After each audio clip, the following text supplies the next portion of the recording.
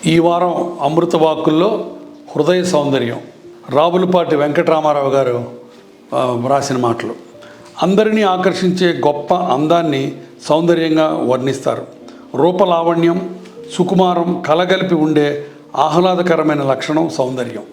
సహజంగా అందరూ అందమైన రూపాలకే ప్రాధాన్యం ఇస్తారు. కనిపించే ప్రకృతి సమస్తం భగవంతుడి సౌందర్య సృష్టికి ప్రతిరూపం. మన మనస్సులోని ఉద్వేగాల తేడాతో అది ఇది బాగాలేదు అనిపిస్తాయి, కానీ సృష్టిలోని ప్రతిదీ అందమైనదే. మనసారా ఆహ్లాదంగా వీక్షించగలిగితే సర్వం భగవన్మయమే. ఈ సందర్భంలో నాకు పల్లెటూరు బావ నాగేశ్వరరావు లక్ష్మి సినిమా, దాంట్లో లక్ష్మి పాట, ఎటు చూసినా అందమే, ఎటు చూసినా ఆనందమే, చూసే కళ్ళకు మనసుంటే ఆ మనసుకు కూడా కళ్ళుంటే. ఎంత చక్కగా రాశాడో రచయిత.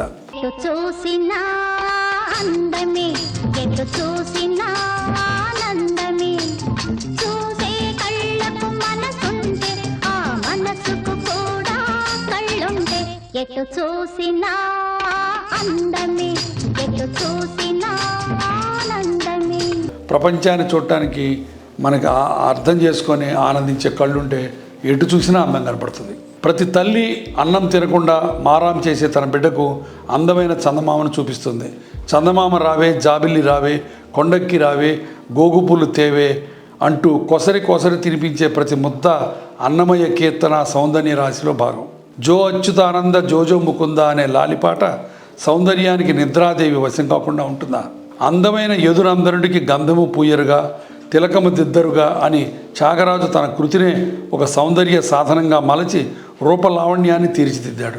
కవులు, వాగ్గేయకారులు, రచయితలు, శిల్ప చిత్ర కళాకారులు అందరూ సౌందర్యారాధకులే. సౌందర్యాన్ని దైవదత్వం గావించింది జగద్గురు ఆదిశంకరుల వారి సౌందర్య లహరి స్తోత్రం. అమ్మవారి దివ్య సౌందర్యం ఆర్తి భక్తిదాయకమై అలరించింది. బీజాక్షరాలతో నిండి ఉపాసనా విధానమైంది. శ్రీ లలితా సుందరి లాలిత్యం, మహాలావణ్య సౌందర్యం కలగలిసి భక్తి సామ్రాజ్యంలో సౌందర్య లహరి స్తోత్రం ఘనకీర్తిగాంచింది. బాహ్య సౌందర్యం కొందరినే ఆకర్షిస్తుంది, కానీ అంతఃసౌందర్యం అందరినీ ఆకట్టుకుంటుంది. సత్యం, ధర్మం, శాంతి, ప్రేమ, అహింస ఈ 5 హృదయ సౌందర్యానికి పంచరత్నాలు. పెదవులపై పూసే చిరునవ్వుల సౌందర్యం ఎదుటివారిని సమ్మోహనపరుస్తుంది. మాటకు ప్రాణం సత్యమని సుమతి శతకారుడు, అనుద్వేగకరం వాక్యమని గీతాచార్యుడు పేర్కొన్నారు. పిలుపులో ఆత్మీయత, అనురాగం ముట్టిపడాలి. ప్రియ భాషణం ఎదుటివారిని సమ్మోహనపరుస్తుంది. ఈ సందర్భంగా మా అమ్మ చెప్పిన మాటలు గుర్తొస్తే, మా అమ్మ ఎప్పుడు అంటుంటుంది, నోరు మంచిదైతే ఊరు మంచిదవుతుందని.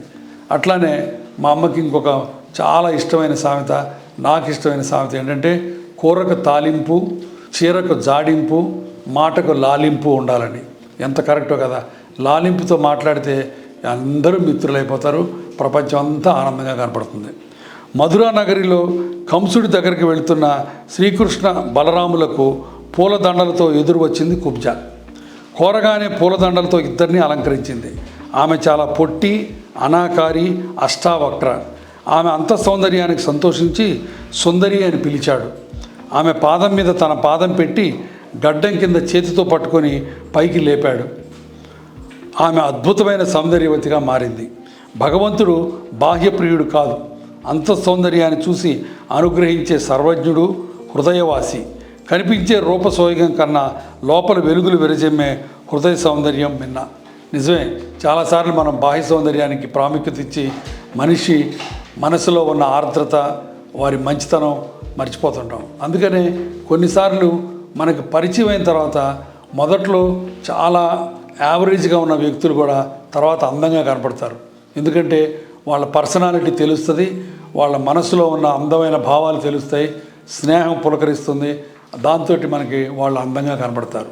కాబట్టి అందంగా కనపడటానికి ఒక్క బాహ్య సౌందర్యమే కాదు, లోపల మనసులో ఉన్న భావాలు కూడా చాలా చాలా ఆ అందాన్ని ద్విగుణీకృతం చేస్తాయని చెప్పడానికి ఇంతకంటే వేరే మంచి మాటలు లేవు.